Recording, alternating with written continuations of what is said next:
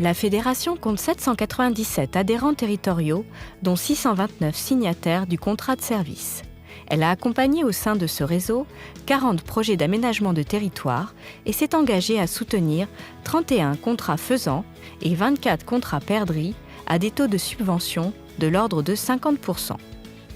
Le développement des cultures à gibier, des cultures intermédiaires pièges à nitrates et des jachères faune sauvage s'est traduit par 162 contrats passés avec 139 exploitants agricoles sur 93 territoires de chasse.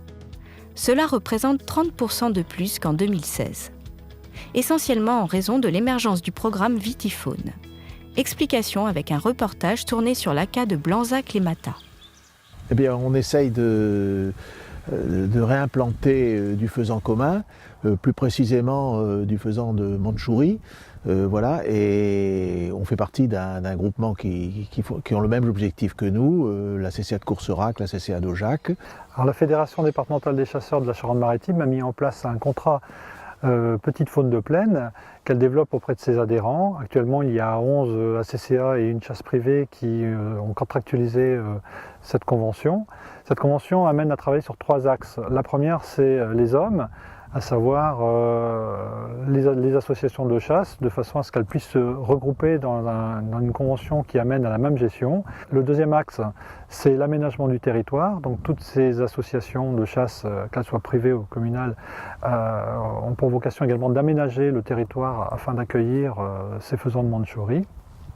Et le troisième axe, c'est la limitation et l'encadrement de la régulation des prédateurs qui, hélas, impactent considérablement sur les oiseaux qu'on réintroduit sur le terrain.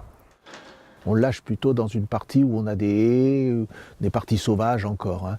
Mais ce qu'il faut remarquer, c'est que le gibier que nous lâchons dans ce qu'on appelle le bas de la commune a tendance à remonter vers ici. Donc on espère que l'année dernière, on a un coq de cette espèce de faisan commun qui a passé tout l'hiver ici. Alors avec ces nouvelles bandes de culture, cette façon de cultiver, peut-être qu'on réussira à garder ici quelques souches. À ce programme soutenu par la région Nouvelle-Aquitaine s'ajoute le programme EVA, où le département de la Charente-Maritime apporte depuis 2001 un financement sur les chantiers de plantation de haies. Le cap symbolique des 40 km linéaires plantés avec les ACA et l'appui de la Chambre d'agriculture a été dépassé en 2017. 43 dossiers de changement de réserve de chasse ont été instruits par la Fédération et désormais tous les territoires des 465 ACA sont cartographiés. La Fédération a défendu les intérêts des chasseurs de tonnes dans le cadre de sa mission de mandataire pour l'application de la loi sur l'eau. Un partenariat avec le SDIS a permis de géolocaliser les 1036 installations de chasse de nuit pour en faciliter la gestion et améliorer la sécurité des chasseurs concernés. L'exploitation des carnets de tonnes, boostée par le succès de la procédure de saisie en ligne, a contribué à mieux connaître les tableaux de chasse d'espèces de plus en plus surveillées. La participation des chasseurs de gibier d'eau à des programmes de capture, aux côtés des scientifiques nationaux, est restée une priorité en 2017. Elle a pour but de mesurer la fréquentation d'espèces telles que la barge à queue noire dans le cadre de programmes scientifiques nationaux.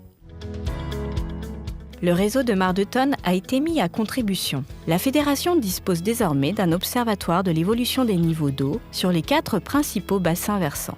Les données collectées ont été utiles à la négociation de l'arrêté préfectoral sur le remplissage de ces plans d'eau indispensables à la préservation de la biodiversité. La gestion cynégétique passe aussi par le développement du piégeage. En 2017, le réseau de référents a poursuivi son activité sur 99% des secteurs. Il a effectué 110 interventions sur le terrain, soit en accompagnement des nouveaux piégeurs, soit à la demande des ACA, des propriétaires ou encore des communes. Le suivi de la faune sauvage a mobilisé l'ensemble du service technique et près de 400 bénévoles pour un suivi sur tout le département, y compris les îles de Ré et Oléron. 495 km ont ainsi été suivis selon la méthode des indices kilométriques d'abondance. La connaissance de la variation de l'indice kilométrique d'abondance lièvre et renard est à ce prix.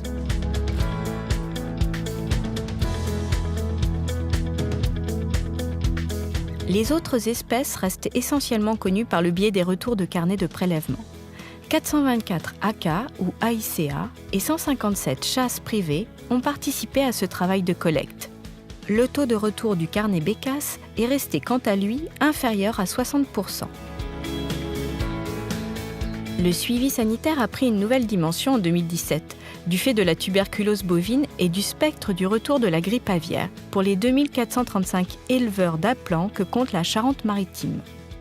Les contrôles sanitaires effectués au début de l'été ont permis de constater que les sauvaginiers ont appris à vivre en respectant les mesures de biosécurité. Retour en images sur l'accompagnement mis en place par la fédération auprès des intéressés. Donc dès lors qu'on a une problématique de grippe aviaire qui s'installe, on va devoir donc avoir un devoir de communication auprès de tous ces détenteurs, devoir les informer justement sur les niveaux de situation. Il peut être de 3 niveaux, négligeable, modéré ou élevé, suivant les niveaux définis par la DGAL. Et à chaque niveau, en fin de compte, on a une législation qui s'applique. Alors forcément, comme toute contrainte, il y a un aspect négatif au départ. Les gens ne l'ont pas forcément bien senti au départ, mais progressivement, ça s'est fait avec le temps, je dirais. Les gens ont appris à en compléter leur registre. En plus, la plupart du temps, c'est quand même des amoureux de leurs appelants, donc ils sont très très vigilants par rapport à ça. Et petit à petit, je dirais que ces mesures se sont mises naturellement en place. Après, effectivement, la fédération... par les plaquettes qu'on a pu diffuser auprès des adhérents, auprès des associations spécialisées, on a pu effectivement informer tout le monde et progressivement la démarche s'est faite d'elle-même. Ils sont venus contrôler pour voir si j'étais bien en règle avec le filet, le lieu de confinement, l'isolation avec les volailles à côté, voilà. Et puis tout ce que j'avais, le cahier d'appelants, d'éleveurs, j'étais tout en règle. La fédération dispose d'un réseau de chasseurs formés à l'examen initial de la venaison qui continue de se développer avec 693 personnes actives en 2017. Les 41 blaireaux capturés dans le cadre de Silvatube ont été contrôlés négatifs à la tuberculose bovine. Sur les zones infectées, un des 11 blaireaux capturés a en revanche été analysé positif sur la commune de Ville-Xavier. La sérothèque fédérale s'est enrichie de rats et de sérum prélevés sur le grand gibier. Et 22 autopsies ont été réalisées dans le cadre du réseau SAGIR afin de mieux connaître les causes extra-synégétiques de mortalité du gibier. Le suivi des plans de chasse du grand gibier constitue toujours le cœur des missions de la fédération. Si les populations de cervidés ont connu un développement plutôt maîtrisé, les sangliers ont en revanche continué leur expansion. Cela a nécessité la mise en place de mesures de gestion adaptées, telles que la chasse dans les réserves à une fréquence plus élevée dans les secteurs les plus sensibles. Les réattributions hebdomadaires de bracelets sangliers et le remboursement des dispositifs de marquage non utilisés ont aussi pour la première fois été mis en place pour encourager la pression de chasse. La fédération se doit aussi de veiller à l'équilibre agro-sylvo-synégétique. 38 contrats permettant aux AK et aux viticulteurs de réduire l'impact des dégâts de chevreuil ont été signés. L'évolution des indemnisations de dégâts de grand gibier a reflété une situation dégradée, avec 518 dossiers traités et un total historique de 490 hectares de cultures détruites sur l'ensemble du département.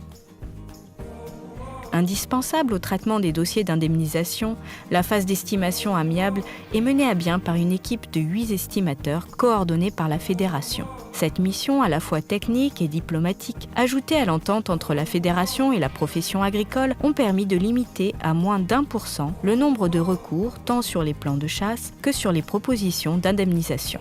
La fédération a mené à son terme la rédaction du schéma départemental de gestion synégétique. Le document a été approuvé par le préfet après 22 mois de travaux et 37 réunions.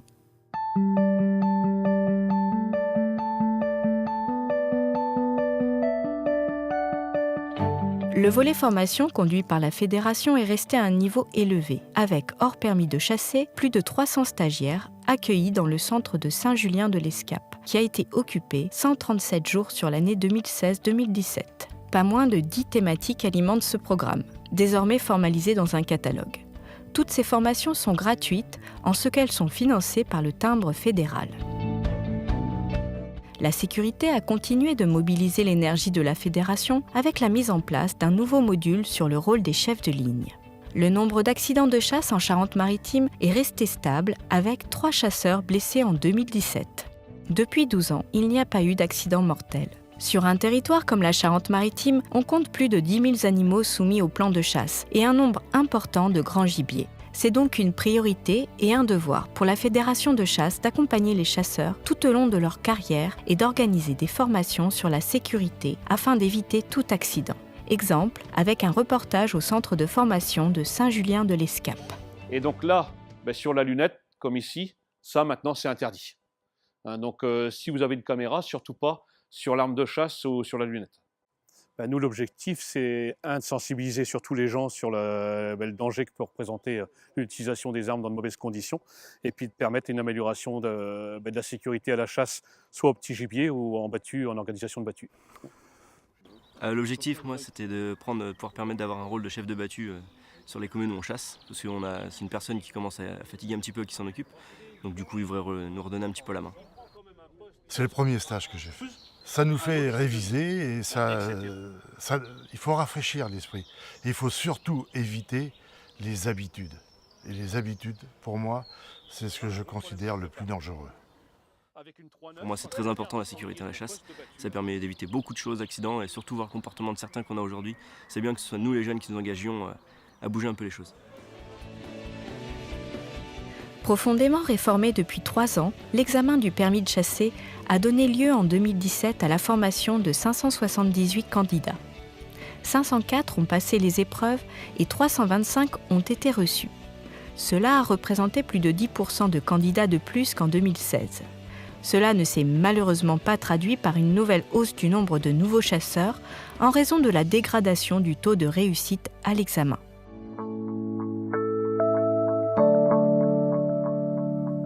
Avec 351 associations signataires du contrat groupe proposé en partenariat avec les MMA, la fédération assure un service complémentaire permettant aux ACA de réaliser une économie substantielle sur cette dépense obligatoire. Dans le même esprit, plus de 55% des chasseurs ont souscrit aussi à l'assurance individuelle par le biais de la fédération. Le service de validation des permis constitue un pic d'activité estivale avec le guichet unique. Les modes de validation évoluent avec une nouvelle progression d'Internet et des validations sur place au détriment du courrier. L'évolution du nombre d'adhérents traduit toujours une érosion structurelle. Mais la moyenne d'âge du chasseur établie à 54 ans et le fait que 3253 adhérents ont moins de 35 ans donne des raisons d'espérer. Avec près de 19 000 adhérents individuels et 797 adhérents territoriaux, la fédération reste la première association du département, tant sur le plan des effectifs que sur celui de la représentation des territoires. L'assistance aux ACA se traduit aussi par l'opération chasse-vacances. 109 brocards ont été tirés à l'approche par des chasseurs venus en vacances en Charente-Maritime, sur 27 territoires de chasse conventionnés. La surveillance des territoires tout au long de la saison de chasse est aussi un service essentiel assuré grâce aux agents de développement. En 2017, ils ont rédigé 32 procédures impliquant 38 chasseurs. 95,6% des personnes contrôlées étaient en règle.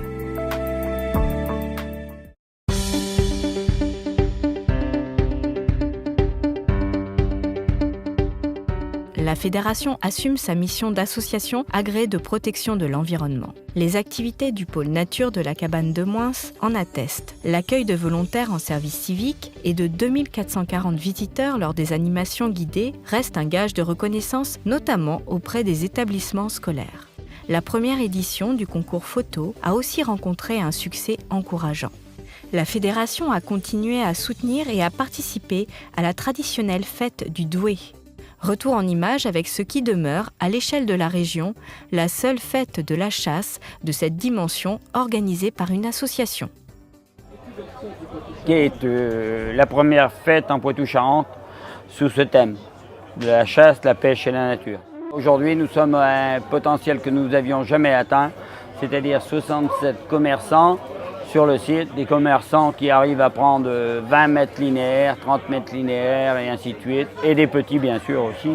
Ça se trouve entre 8 et 10 000 visiteurs sur une journée, quoi. C'est vraiment une réussite pour nous.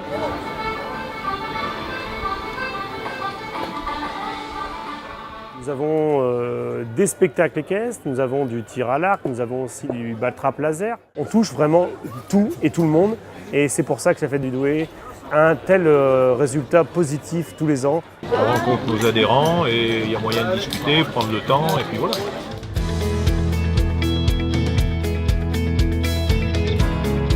La fédération a continué de développer un service d'information à la fois indispensable et complémentaire des actions de communication. Les pages publiées chaque mois dans l'Agriculteur charentais et la fréquentation toujours en hausse du nouveau site internet de la fédération en sont l'illustration.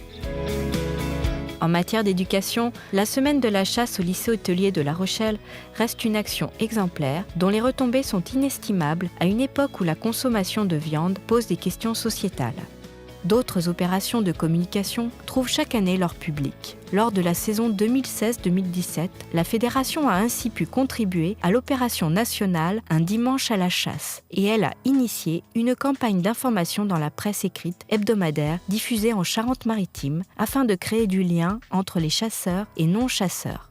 Diffusée la semaine de l'ouverture générale de la chasse, cette campagne a permis de toucher plus de 160 000 lecteurs. Le fer de lance de cette politique d'information reste pour la communauté cinégétique la revue Chasseurs en Poitou-Charentes. Elle incarne aussi la capacité des fédérations à travailler ensemble à l'échelle de la région. Cette revue trimestrielle, déclinée sur Internet et sur les réseaux sociaux, a réussi sa transformation en Chasseurs en Nouvelle-Aquitaine. Cet élargissement de la diffusion s'est accompagné d'un enrichissement de contenu qui a permis d'augmenter de plus de 20% le nombre d'abonnés en Charente-Maritime et de porter la diffusion totale à plus de 94 000 exemplaires. La communication continue de s'enrichir d'une série de reportages vidéo qui nous permettent aujourd'hui de dynamiser notre rapport d'activité et de contribuer à améliorer l'image de la chasse.